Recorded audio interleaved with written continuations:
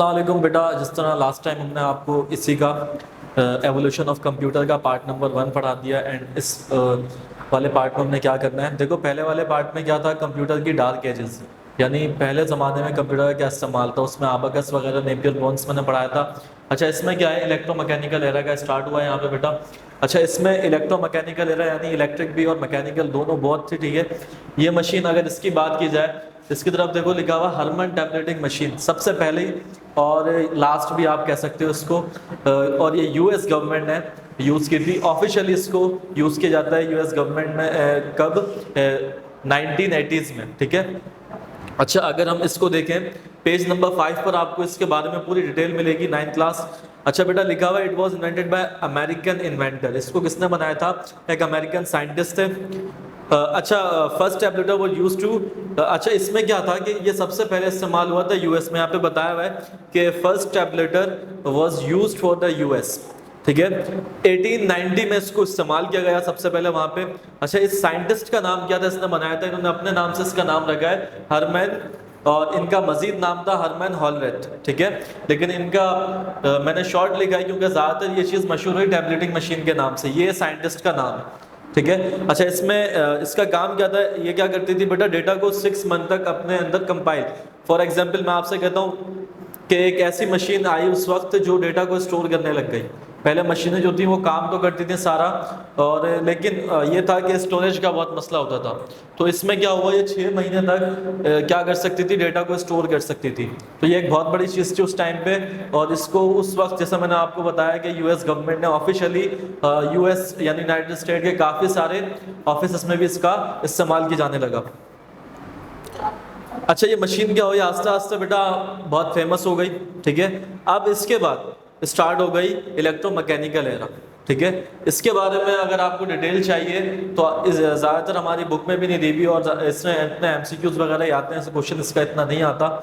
लेकिन फिर भी मैं आपको ये बता दूं कि क्या था इसमें, ये 6 महीने तक क्या करती थी, एक डेटा को स्टोर करती थी बेटा, और क्या करती थी, जितना काम पहले मशीनें करती थी उनसे बहुत फास्ट काम करती थी। और दोनों चीज़ें थी इसमें, इलेक्ट्रिक एरा इसमें स्टार्ट हुआ, ये पहली मशीन थी इसमें क्या हुआ, इलेक्ट्रिकल करंट का इस्तेमाल हुआ, ठीक है। अब स्टार्ट करते हैं कौन सा अपना जो लास्ट वाला एरा था जो अभी तक हमारे पास मौजूद है। अच्छा बेटा अब इलेक्ट्रोमैकेनिकल एरा, ठीक है, वही चीज़ जिस तरह काफ़ी सारे कंप्यूटर के ये एवोल्यूशन ऑफ कंप्यूटर मुख्तलिफ एजेस में क्या किया हुआ है, डिवाइड किया हुआ है। सबसे पहले डार्क एजेस थी जो हमने पहली वीडियो में की, उसके बाद हमने अभी क्या किया, इससे पहले इलेक्ट्रोमैकेनिकल एरा, और अब क्या है इलेक्ट्रॉनिक एरा, ठीक है। अच्छा इलेक्ट्रॉनिक एरा में सबसे पहले हमें दिया हुआ first generation computer. First generation computer की एज दी हुई है 1940 टू 1956। अच्छा ये कंप्यूटर बेस्ड करता था वैक्यूम ट्यूब के ऊपर। थोड़ी रीडिंग करते हैं इसके बारे में एंड देन फिर उसके बाद आगे बढ़ते हैं। अच्छा कहा हुआ based on vacuum tube first generation computer व वेरी लार्ज इन साइज, ठीक है। ये क्या था, साइज में बहुत बड़ा था। This generation computer use machine language. अच्छा ये जो जनरेशन थी कंप्यूटर की फर्स्ट जनरेशन, इसमें किसका इस्तेमाल होता था बेटा, मशीन लैंग्वेज का। अच्छा मशीन लैंग्वेज जैसे कि एग्जाम्पल के तौर पे 1 और 0, 0 और 1, ठीक है, बाइनरी जो होता है। अच्छा कहा हुआ है magnetic drums were used as primary internal storage medium and punch card for input, ठीक है। ये इसके अंदर जो चीज़ें मौजूद थी उसको डिफाइन किया हुआ है। कहा हुआ है कि इसके अंदर क्या था, एक इंटरनल स्टोरेज मीडियम था और एक पंच कार्ड होता था बेटा। In this generation mainly bench processing operating system was used, इसमें क्या ऑपरेटिंग सिस्टम का इस्तेमाल किया जाता था, ठीक है। कंप्यूटर ऑफ दिस जनरेशन और primary used for scientific and research purpose, इसको किस लिए इस्तेमाल किया जाता था बेटा, साइंटिफिक और किसके रिसर्च के लिए। अच्छा electronic numerical integrator and calculator ENIC, ठीक है। ये एक आपने अक्सर ये एब्रीवेशन आती है, कोड में भी आ सकती है बेटा, ENISC। ये यहाँ पे हमने इसकी फुल फॉर्म बताई हुई क्या होती है, electronic numerical integrator and calculator, ठीक है। तो मजीद कहा हुआ है इसमें universal automatic computer UVNIAC। Are example of the first generation of computer. ये सब क्या है, फर्स्ट जनरेशन ऑफ कंप्यूटर की एग्जाम्पल है। क्या, ENIAC और UNIAC, ठीक है, एग्जाम्पल के तौर पर दी हुई है हमें फर्स्ट जनरेशन ऑफ कंप्यूटर में। अगर देखा जाए टोटली बात वही की हुई है कि कंप्यूटर क्या था, वैक्यूम ट्यूब पे बेस्ड करता था, पंच कार्ड मौजूद था, और क्या एक इंटरनल स्टोरेज के किस लिए मौजूद था, ताकि जो डेटा इस पे चल रहा है, रिसर्च वर्क जो साइंटिफिक कैलकुलेशन हो रही है, वो क्या हो, हमारे पास स्टोर रहे, ठीक है बेटा। इसके बाद सेकंड जनरेशन कंप्यूटर आया। सेकंड जनरेशन कंप्यूटर की एज दी हुई है 1956 टू 1963, बेस्ड ऑन ट्रांजिस्टर। ये किस पे बेस करता था, ट्रांजिस्टर पे। अच्छा, सेकंड जनरेशन ऑफ कंप्यूटर के बारे में क्या लिखा हुआ है, because of transistor computer become smaller, faster, cheaper and more efficient. Assembly level language and high level language photon were introduce, ठीक है। बताया हुआ है कि भाई इसमें क्या था, ट्रांजिस्टर बहुत क्या होता था, स्मॉल होता था ये computer as compare to vacuum tube. वो साइज में बहुत बड़ा था, लेकिन ट्रांजिस्टर इतना बड़ा नहीं था साइज में, और फास्टर भी था, काफ़ी ज़्यादा तेज काम करता था compare to first generation of computer. इसमें बेटा ज़्यादातर हाई लेवल लैंग्वेज का इस्तेमाल किया जाता था और असेंबली लेवल लैंग्वेज का इस्तेमाल किया जाता था। अच्छा, ये पहली दफ़ा इंट्रोड्यूस भी हो गई, ठीक है। इनको सबसे पहले इंट्रोड्यूस किया किसने, ट्रांजिस्टर ने। अच्छा बेटा, magnetic core was used as primary internal storage medium. Magnetic core का इस्तेमाल किया जाता था किस लिए, इंटरनल स्टोरेज के लिए, जो भी उस पर काम हो रहा है ताकि वो क्या हो, स्टोर किया जा सके। Punch card were used for input based processing and multi programming operating system were used. इसमें क्या होता था, मल्टी प्रोग्रामिंग सिस्टम और बेस्ड प्रोसेसिंग सिस्टम का भी इस्तेमाल किया जाता था बेटा। These computers were mainly used for commercial production, scientific and engineering analysis and design. Example of second generation computer are IBM 7094 और IBM। अच्छा देखो, अगर फॉर एग्जांपल मैं बुक से नहीं पढ़ाता बेटा, मैं अगर आपको इसी तरीके से इसको एक्सप्लेन करूंगा ना, इसमें बहुत टाइम लगेगा। अगर हम इसको इसके मेन पॉइंट्स के की पॉइंट अगर हम याद रखें तो ऐसे ये चीज़ आसान होगी, ठीक है। अच्छा, सेकंड जनरेशन कंप्यूटर में क्या है भाई, इसकी एक एज दी हुई है, बेस्ड करता है किस पर, ट्रांजिस्टर पर, और क्या है, ज़्यादा फास्टर है एज कम्पेयर टू जितने भी कंप्यूटर आए अभी तक, ठीक है, उसके मिडिल एजेस के और डार्क एजेस के। इसके अलावा इसी एज का इलेक्ट्रॉनिक एरा का भी कंप्यूटर फर्स्ट जनरेशन कंप्यूटर से भी फास्ट था, वैक्यूम ट्यूब से साइज में भी बहुत कम था, स्मॉलर था, और क्या था, बहुत फास्ट काम किया करता था। और किस पर, इसमें एक इंटरनल स्टोरेज की पंच कार्ड भी मौजूद था, जिससे क्या होता था कि जो डेटा आपने क्या किया हुआ है, जो डेटा आपने जिस पर काम किया हुआ है वो स्टोर भी हो सकता है, ठीक है। इसके बाद आया थर्ड जनरेशन कंप्यूटर बेटा। इसकी एज दी हुई है 1964 टू 1971। किस पे बेस्ड करता था, आईसीज पर। आईसीज यानी इंटीग्रेटेड सर्किट पे, इंटीग्रेटेड सर्किट पे बेस करता था ये। इसके बारे में अगर देखें, थोड़ा लिखा हुआ है कि uses of ICs further decreased size of computer and increased the speed and efficiency. Less expensive computer were introduced. High level programming language such as Pascal and COBOL were used. Keyboard as input and monitor as output. Also as the use of computer time sharing and real time operating system were used. The use of computer was extended to database management and automatic industry control. IBM 360 and IBM 370 are the example of these generation computer। कहा हुआ है कि IC किस पे बेटा base करता था। अच्छा, इसमें सबसे पहले बताया हुआ है कि भाई ये क्या था, बहुत ही ज़्यादा एक्सपेंसिव नहीं था, लेस एक्सपेंसिव था, और क्या था, स्पीड भी, स्पीड और एफिशिएंसी भी इसकी बहुत ज़्यादा तेज़ थी एज़ कम्पेयर टू ट्रांजिस्टर और as compare to vacuum tube. अच्छा, इसमें मजीद कहा हुआ है बेटा, पास्कल का और कोबोल का ये लैंग्वेजें दी हुई हैं जिनका इस्तेमाल किया जाता था किसमें, थर्ड जनरेशन कंप्यूटर में। अच्छा, time sharing, data management, real time operating system का भी इस्तेमाल किया जाता है इसमें बेटा। इसके अलावा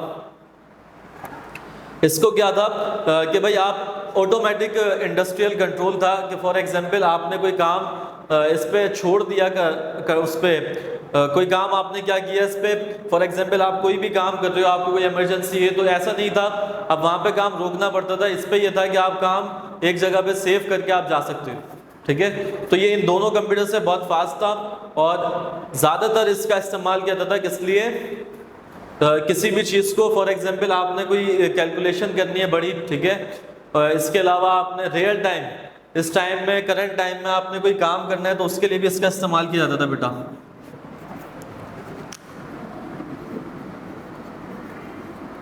अच्छा, इसके बाद क्या हुआ, फोर्थ जनरेशन कंप्यूटर आया बेटा। फोर्थ जनरेशन में क्या हुआ, 1971 ये टू प्रेजेंट, ये इसकी एज दी हुई आज भी इस्तेमाल होता है, based on micro processor. Micro processor यानी सीपीयू बेटा। अब उसमें आप, अगर मैं आपको बताऊं उसकी एग्जाम्पल के तौर पे कि सीपीयू के अंदर मुख्तलिफ चीज़ें होती हैं, ठीक है। सीपीयू के अंदर आपको रैम, रोम, इसके अलावा हार्ड डिस्क, फ्लॉपी डिस्क, सब चीज़ें किसके अंदर होती हैं, सीपीयू के अंदर। सीपीयू का ही दूसरा नाम माइक्रो प्रोसेसर है बेटा, ठीक है। अच्छा, बुक में आपको ये पेज नंबर 6 पर फिगर नंबर 1.2 में आपको मिल जाएगा, ठीक है। बेसिकली ये क्या है, एक मदरबोर्ड आप इसको कह सकते हो, या फिर मैं आपको कहता हूँ कि एक शीट है जिसके ऊपर मुख्तलिफ चिप्स लगी हुई है, ठीक है। एक शीट होती है जिसपे मुख्तलिफ चिप्स लगी हुई हैं, और उनका क्या है, कुछ ना कुछ अपना स्पेसिफिक स्टोरेज डिवाइसेस हैं, उसमें बहुत सारे सर्किट्स हैं, जंपर्स भी बहुत सारे हैं। यानी आप क्या कर सकते हो, कहने का मकसद ये है कि CPU is the best example of micro processor. तो फोर्थ जनरेशन में क्या हुआ, अब काम और फास्ट हो गया बेटा। अच्छा, इसमें क्या था कि रैम और रोम मेमोरी डिवाइस का इस्तेमाल होने लग गया। इसमें जो लैंग्वेज इस्तेमाल की जाती थी, जावा या C++ का इस्तेमाल किया जाता बेटा इसमें।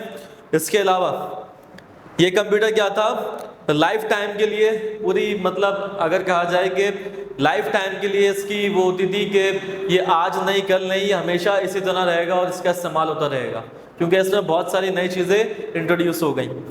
अच्छा, इसके बाद क्या हुआ, ये इसका इस्तेमाल मज़ीद बेटा क्या हो गया, आगे जाता गया, और आज के ज़माने में भी इसको यूज़ करते हैं पीसी के तौर पे, ठीक है, पर्सनल कंप्यूटर जो आपके घर पे आप इस्तेमाल करते हो। अच्छा, इसमें भी वही चीज़ कि इसमें क्या था, एक नई चीज़ का इजाफा हो गया कि इसमें ग्राफिक कार्ड बेटा आ गया पहली दफ़ा, जो ब्लैक पिक्चर होती थी पहले। अब क्या हुआ, कलर बेस पे भी काम होता है, ठीक है। पहले ऐसा नहीं होता था, पहले कलर वगैरह आप किसी शीट पर या कोई ऐसी चीज़ जो कंप्यूटर से निकले प्रिंट हुई है उसमें ऐसा नहीं था, लेकिन अब यहाँ पे क्या हुआ, ग्राफिक कार्ड का इस्तेमाल हो गया, और अच्छे अच्छे ग्राफिक क्या होने लग गए, यहाँ पे आने लग गए। इसमें फोर्थ जनरेशन ऑफ कंप्यूटर बहुत जदीद था ये, और आज भी इस्तेमाल होता है। अच्छा, इसके बाद बेटा फिफ्थ जनरेशन कंप्यूटर आया, और ये सबसे एक्सपेंसिव कंप्यूटर है अभी तक का। ये भी एक्सपेंसिव है, ये भी एक्सपेंसिव है, और कहा जाए तो सबसे एक्सपेंसिव हमारा ये था वैक्यूम ट्यूब। लेकिन अब भी अगर मैं आपसे कहूँ, फर्स्ट जनरेशन और फिफ्थ जनरेशन कंप्यूटर सबसे एक्सपेंसिव है, ठीक है। फिफ्थ जनरेशन कंप्यूटर में बेटा क्या हुआ कि एक नई टेक्नोलॉजी इस्तेमाल हो गई कि इंसान ने क्या किया, अपने ही जैसा एक मशीन तैयार कर ली, और अपने ही जैसी एक ऐसी चीज़ इंट्रोड्यूस कराई पहली दफ़ा, जो आपसे बातें भी कर सकती है, आपसे बोल भी सकती है, हर काम कर सकती है आपका, और उसको क्या आप कंट्रोल भी कर सकते हो। ह्यूमन रोबोट या इसके अलावा मुख्तलिफ किस्म के रोबोट आज जो हैं वो इस्तेमाल होने, ये भी कंप्यूटर है। अच्छा, कॉन्सेप्ट क्या है बच्चों का कि शायद कीबोर्ड, माउस, प्रिंटर वगैरह, इन सब चीज़ का नाम ही क्या है, मॉनिटर है, लेकिन ऐसा इन सब चीज़ों का नाम ही कंप्यूटर है। लेकिन ये सब चीज़ नहीं है बेटा, अब कंप्यूटर बहुत एडवांस है, और कई ऑपरेशन वगैरह में, हॉस्पिटल में भी, और इसके अलावा आप देखो अभी जो जितने भी ये स्पेस शिप्स वगैरह होती हैं, ये सब चीज़ें क्या हैं, कंप्यूटर पे बेस्ड करती हैं। लेकिन ये क्या था, इसमें एक नई चीज़ आ गई कि आपने क्या कर लिया, एक दूसरी चीज़ को इन्वेंट कर लिया जो आपके जैसी दिखती है और बोल भी सकती है बिल्कुल, लेकिन एक मशीन होती है, ठीक है, एक कंप्यूटर है। अच्छा बेटा, इसके बाद क्या हुआ, हमारे पास ये एरा, इसका एवोल्यूशन कंप्लीट हो गया। अब ये जो था ये आज भी यूज़ होता है, और आने वाले टाइम पे, यानी जो अब आएगा वक्त फ्यूचर में, उसमें भी इसको मज़ीद क्या मिलेगा, इसको एक स्कोप मिलेगा, ठीक है। लेकिन यहाँ पे अब हमारा क्या होता है, एवोल्यूशन ऑफ कंप्यूटर कंप्लीट हो गया। अब हमने क्या करना है, स्टार्ट इसकी क्लासिफिकेशन स्टार्ट करनी है, एंड देन क्लासिफिकेशन के बाद हमारे अब इम्पोर्टेंट टॉपिक होगा स्टार्ट। इससे पहले जितना भी कुछ लिखा हुआ ये क्या था कंप्यूटर के बारे में, उसका इंट्रोडक्शन, ठीक है। ये कंप्यूटर पहले ज़माने में किस टाइप का था, किस तरह इसको क्या वक्त के साथ साथ ये मॉडर्न होता गया, ठीक है बेटा। आज तक के लिए इतना ही, मुझे इजाज़त दें, अल्लाह हाफ़िज़।